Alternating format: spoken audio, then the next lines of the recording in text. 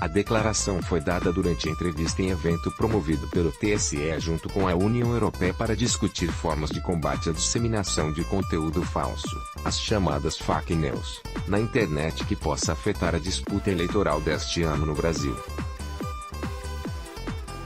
Também participaram do evento a Procuradora-Geral da República, Raquel Dodge, o Ministro das Relações Exteriores, Aloysio Nunes Ferreira, e o Presidente da Ordem dos Advogados do Brasil, OAB, Cláudio Lamarchia. Para o ministro Luiz Fux, se provado que a difusão de conteúdo falso influenciou o resultado, a Justiça Eleitoral poderá anular a votação com base em regras do próprio Código Eleitoral, lei que disciplina os direitos políticos no país. O artigo 222 do Código Eleitoral prevê que se o resultado de uma eleição qualquer for fruto de uma fake news difundida de forma massiva e influente no resultado, o artigo 222 prevê inclusive a anulação. É claro que isso demanda um acervo probatório, uma cognição, conhecimento profundo daquilo que foi praticado. Mas a lei prevê esse tipo de sanção, afirmou o ministro. O artigo 222 do Código Eleitoral prevê que é também anulável a votação, quando viciada de falsidade, fraude, coação, uso de meios de que trata o art. 237. O emprego de processo de propaganda ou captação de sufrágios vedado por lei. O artigo 237, por sua vez, diz que serão coibidos e punidos a interferência do poder econômico e o desvio ou abuso do poder de autoridade, em desfavor da liberdade do voto. Durante palestra sobre o assunto, Fux também levantou a possibilidade de anular uma candidatura e uma eleição, com base em instrumentos legais que a Justiça Eleitoral possui para garantir a lisura no pleito, como o direito de resposta e multas por propaganda irregular. Temos uma tutela penal enérgica que pode anular candidatura que obteve êxito com base em fake news. Tem uma regra geral no artigo 323 do Código Eleitoral. E nós temos também a tutela no campo eleitoral, que impõe multas, impõe direito de resposta e impõe também eventualmente até a anulação daquela eleição se ela foi fruto de uma massificação de fake news, com base no artigo 222 do Código Eleitoral, disse o ministro no evento. O artigo 323 do Código Eleitoral considera crime eleitoral o ato de alguém divulgar, na propaganda, fatos que sabem verídicos, em relação a partidos ou candidatos e capazes de exercerem influência perante o eleitorado.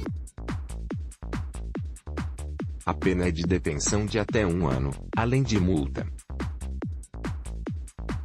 Questionado sobre como a Justiça Eleitoral poderia anular uma eleição com base nessas regras, Fux esclareceu em entrevista que tal medida precisa ser decidida ao final de um processo, com provas e possibilidade de as partes envolvidas se manifestarem.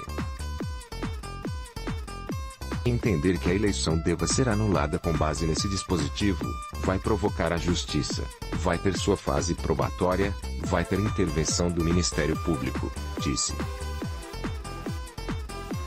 Durante a palestra, Fux também disse que a Justiça Eleitoral não vai agir com desânimo no combate às fake news.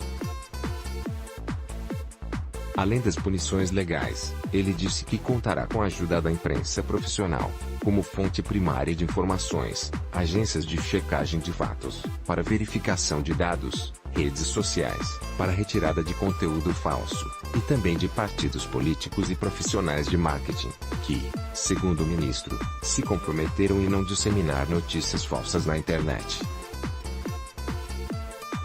Fux ressaltou que no combate às fake news, a Justiça Eleitoral terá sempre a preocupação de proteger a liberdade de opinião e expressão. Ponto que distingue uma coisa da outra é a má-fé, é a propaganda enganosa sabidamente inverídica, que causa dano irreparável à candidatura alheia, explicou.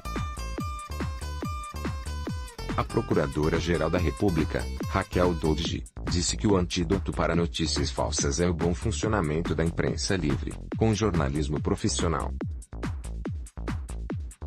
Para isso, propôs aumento da transparência para a produção de notícias, educação digital das pessoas para evitar disseminação de conteúdo falso, diversidade na informação e ferramentas para detectar falsidades. Não se corrigem abusos com abusos, mas liberdades são defendidas pelo seu exercício cidadão. Democracia se garante com mais e melhor democracia, afirmou a Procuradora-Geral. Ainda durante o evento, o presidente da Ordem dos Advogados do Brasil, OAB, Cláudio Lamacia, defendeu a circulação desimpedida de ideias e informações, mas ressalvou que as fake news são uma ameaça à democracia, ao deturpar a vontade popular expressa no voto. Recomendou ações de inteligência, campanhas informativas e fortalecimento do jornalismo profissional.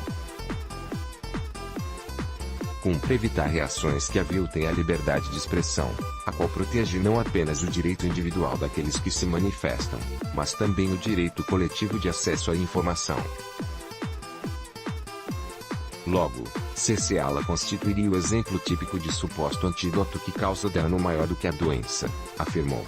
Ministra aposentada do Supremo, Helen Grácia também participou do evento e afirmou que é preciso ter senso crítico ao analisar uma informação publicada na internet.